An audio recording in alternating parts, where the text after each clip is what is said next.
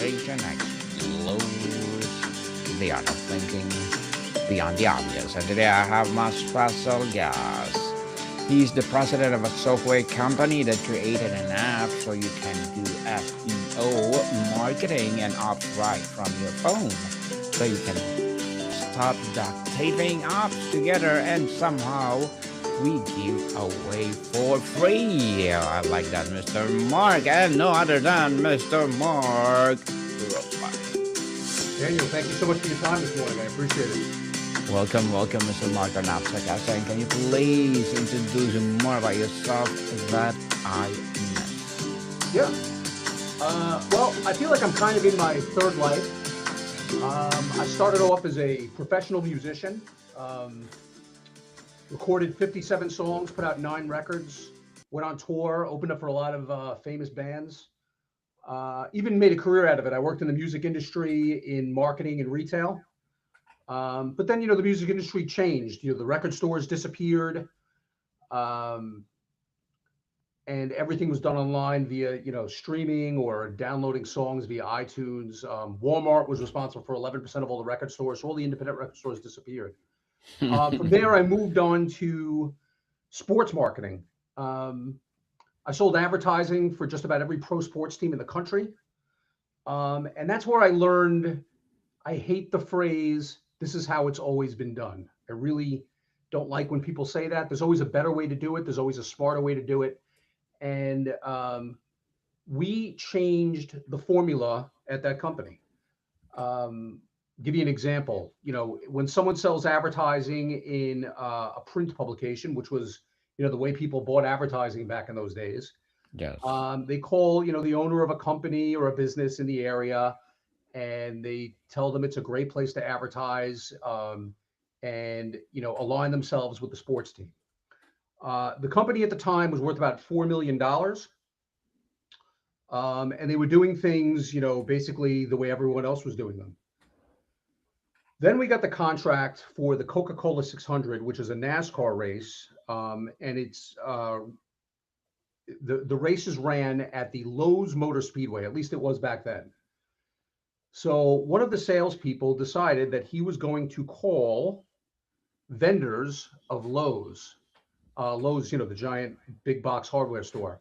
Okay. And it went phenomenally well. Everybody that he called was, the oversaw the Lowe's account for some billion-dollar company like, Black & Decker or Whirlpool or Craftsman or, Milwaukee, things like that.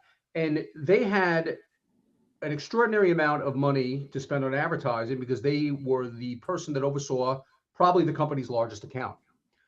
And that salesman made about $500,000 in advertising with that one book. So we took a look at that. I call it smelling blood in the water. And we said, well, how can we make this work everywhere else? And we looked into it and we learned that just about every team in the country had a retailer that was a corporate sponsor of the team. And what we did was we found the people that oversaw that retailer, and we started selling them advertising. And these were billion-dollar companies. It was companies like Procter & Gamble, Johnson & Johnson, Unilever, and so on and so forth. And we basically changed the whole formula, and we turned the $4 million company into a $500 million company. The owner of the company, who I have a great relationship with, he called it the gold rush years. Everybody was making a pretty good living at that point, and everybody was just copying that method with a different retailer and exploding sales in whatever particular publication they happen to be working on. Just to give you like a funny example that kind of shows how what we did was really effective. There is a small Division I team in Bentonville, Arkansas called the Razorbacks football team. However, the team was headquartered in the same place that Walmart was headquartered. And we generated more money in the Razorbacks than we would in the New York Yankees because Walmart was the largest retailer and everybody wanted to advertise in it. And basically kiss Walmart's butt, to be completely honest with you. And that's how we really changed the formula of the company. Um, Now the company, they still sell print advertising. There's some digital attached to it. It's not really um, up to speed with how people do marketing and advertising now. So I um, had some people that worked for me there. I oversaw, after a period of time, I oversaw the Southeast office. I was the senior vice president of sales. I had 24 people underneath me, and a few people that worked for me went off on their own and created a search engine optimization company. They asked me to leave the company and help them execute their vision, but I needed to make a certain amount of money because I have a wife and kids and a couple of mortgages and things like that. So I said, listen, I'm not going to leave the company, but I'll help you. And I did some consulting. I helped them get some funding, and it got to the point where we had enough investment funds where I could jump ship and really work with them on it full time. And that's how we created HubSpark. Um, HubSpark, we've been working on it part time for the last for 2 years, and then for the last year, we've been working on it full time. And this was the thinking in going into this. What's everybody talking about these days? They're talking about two things. They're talking about artificial intelligence, and they're talking about affordability. So what we tried to do, was create something that addressed both of those issues, modern day issues of the day. And if you've been paying attention to the news or reading articles, for example, the CEO of NVIDIA, which is the largest company in the world right now, has been going around and saying that plumbers and HVAC technicians and electricians are going to be the new millionaires. They're going to be the blue collar millionaires. Okay. Why are they going to be the blue collar millionaires? Because AI needs to use so much energy for it to work, and they're going to have to build these gigantic facilities to store this energy. And they're going to need HVAC technicians and electricians and plumbers and construction workers to build these facilities. And no one sees that slowing down anytime soon. So we created an app specifically for that ICP. So if you're a plumber or a roofer or a construction worker or an HVAC technician, any kind of home service-based business, you don't need anything else but this one app to run your whole business like a pro. It has a unified inbox, meaning every message that comes into you or any communication that comes in from anywhere all gets stored in one area, so you don't miss a single thing. It has SEO. Search engine optimization is extremely important these days. You could be the best plumber in your area, but you might not necessarily be the loudest. And to hire someone to do SEO costs somewhere between $1,500 and $2,500 a month. This does it for you using AI and automation. It has a citation builder, so your profile, your business profile, is on every single key site that Google checks. There are 70 key sites that Google checks. You need to be on all of them to move up in the rankings. This app will take your business profile and push it out to all 70 of those sites. And within a couple of hours or a day or two, you'll be on every single one of those sites. Nothing will be missing. Everything will be uniform. And that's a really significant way to move up in the rankings in SEO. It does many other things. It does review requests. It does marketing. It does data reactivation campaigns. But the main thing is that it's free. And that's where we address the affordability issue. Any company that plays in this space uses a subscription model. They charge, $600 a month for something that's not even half as good as what we're putting out. And we made ours free. And we feel like we're addressing two very huge issues of the day. Having these small business owners take advantage of the AI boom, and then making it so it's no additional cost, and they can run their business like a pro, and get these jobs. So that was the thinking that went into doing this. Am I a And little thank too you. long-winded? Go ahead. No, no, I'm good. I'm good. I just wanted to give you a summary and kind of Mhm. let you know where I came from and what the thinking was with this new app that we're putting out. Yes, and thank you so much for sharing that out, Mr. Mark. Thank you, thank you. And today, let's talk about, well, revenue strategy and growth. So, Yep, when you think about revenue strategy versus simple sales tactics, what is the core philosophical distinction that sure. separates a Um, company on growth path on the just chasing numbers? right. So as I mentioned before, affordability is a huge issue. A lot of companies that create apps use a subscription model. That's the way it's always been done. We wanted to change that. So the only way we generate revenue, well, there's two ways, but the main way we generate revenue is through credit card processing fees. So if you use the app, or if you're a business owner, you have to process payments. What we would like you to do is use our app for the payments. We make, pennies per transaction, but that's how we make the app free. That's how we beat the other guys that try to rob the business owner of a monthly subscription. So we think we'll win just on volume because if we're putting out something that's better, significantly better, and costs them nothing other than what they would typically do with credit card processing fees, we think that's the way to generate the revenue. We're not greedy. We're not trying to become billionaires. We wanted to give small business owners a leg up without any additional cost.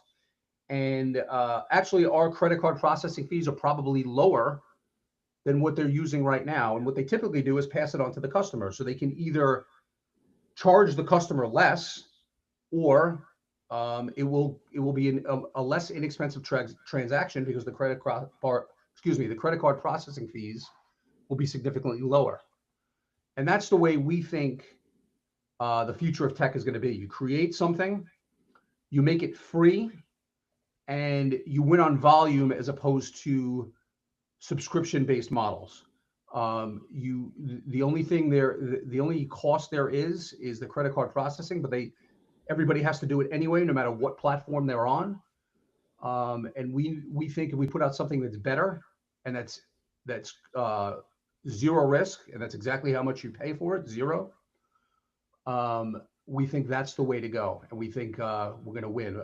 We have been doing advertising for this for a very short period of time, and the download rate has been astronomical. We're very pleased with the results so far.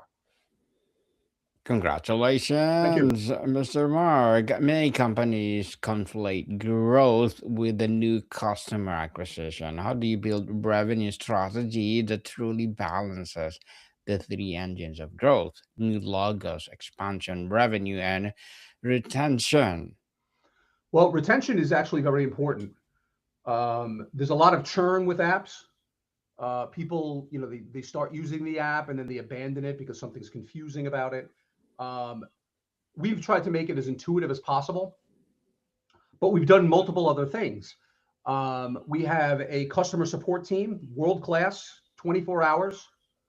And then our next update, which will be next week on the app, we will have in app videos on every module and every function of every module. So if someone is not sure how to use something, there will be a question mark icon that they can either hit or hover over, and it will literally explain to them in a video exactly how to use that particular function. So even if you're not very technical, um, it's very easy to use. And then, like I said, we do have customer support available at all times. And then we also have these in video apps that explain how to use every single function. So that minimizes the churn, we think, quite substantially. So, Mr. Mark, as a president of a software company, what are your short term and long term goals? Uh, you know, the short term goal is to create something that helps a lot of people based on the way the world is going. Um, Blue collar guys that have their own business that are just trying to make it and are probably overwhelmed and confused by how to market themselves. Back in the day, like I said, they could just run an ad somewhere in the yellow pages or do a commercial on a radio station, and that might be enough. But now it is so much more involved, and they don't know how to do it. And what this does is it simplifies it while it's doing all of the complicated things in the background via AI and automation. So, they have a purpose, they have a goal, and this helps them achieve the goal in a very simple, intuitive way. My long-term goals is to, maybe create some kind of a liquidity event with the app, or to grow it to the point where I can spend 100% of my time with my wife and children. Well, And that would good be luck that to. would be the long-term goal. But I do like to work. Um, I have very young children, considering how old I am. I'm 54. I got a 11-year-old, a 10-year-old, and a 2-year-old. And I would love to be there for them more than I am now, because all I do right now is work. All I'm doing right now is making sure that everything is addressed with this app and it is as successful as it possibly can be. Good luck to your goals, Mr. Mark, and Thank looking you. forward for more success. And what will be your piece of advice for those people out there want to be like you? Well, if you want to be like me, you have a lot of problems. I'm just let me point that out right off the bat. But if you Okay. want to be successful, you have to get rid of the term, "this is always how it's been done." You need to look at Hmm. it and you need to see if there's a different way and a better way. And you have to assume that there's a different way and a better way, because there always is. There's always a better mousetrap. There's always a better philosophy, and there's always a better way to go. And I think with tech, especially, the future is going to be free. It has to be free, and it has to be great. And that's how you win. You don't win on trying to rip off the customer for as much money as you can every single month. You win on creating a great product, making it free, and just by sheer volume, that's how you generate revenue. And that's the way to win, I think, in tech, at least for right now. I think that's the way to do it. And Daniel, I want to say you've been a great host. Thank Um, you. I'm kind of a rookie at this, but you steer the ship wonderfully, and I want to say thank you so much for your time. No worries at all. So, Mr. Mark, thank you for that advice. So, tell us the free all in one growth platforms mobile app for small businesses. What is all about? It really is just the best way to run your business. Most people use multiple apps. They'll use QuickBooks, they'll use Constant Contact, they'll use Thrive. They'll hire an agency to do marketing for them. They'll hire an SEO person to create service, to move them up in the rankings on like Google and Bing and Yahoo. This does everything for you. You don't need anything else. It is seamless. And the best thing about it is everything you're doing costs you more money. This costs you nothing.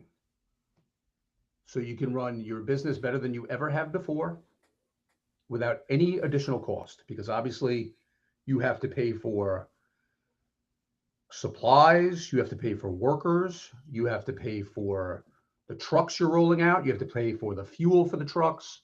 There's a lot of expenses, and we got rid of a whole bunch of them for you by creating this one single app. And we really think it's going to be the future, especially with the blue collar home service based businesses, because of what I mentioned earlier. They're going to have to build all of these large facilities to store the energy that they're going to need for artificial intelligence. So the So, blue collar millionaires of the future.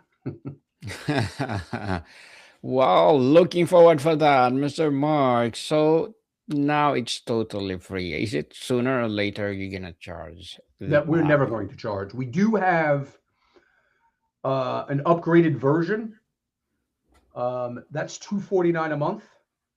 And the only reason why there is a cost attached to that is because there is a cost for us to run it. If we could run it at no additional cost, we would make that free as well. But you don't need it. I don't care if you use it. I just want you to use the app so you can run your business.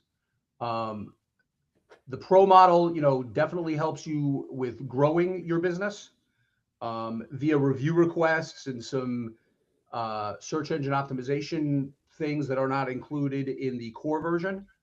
Um, it's very inexpensive. It's only $249 a month. But again, I don't care if you use it and you do not need it. You can run your business like a pro with the free core version. Is it available on Android and on iOS, Mr. Yeah, Mark? available on both right now.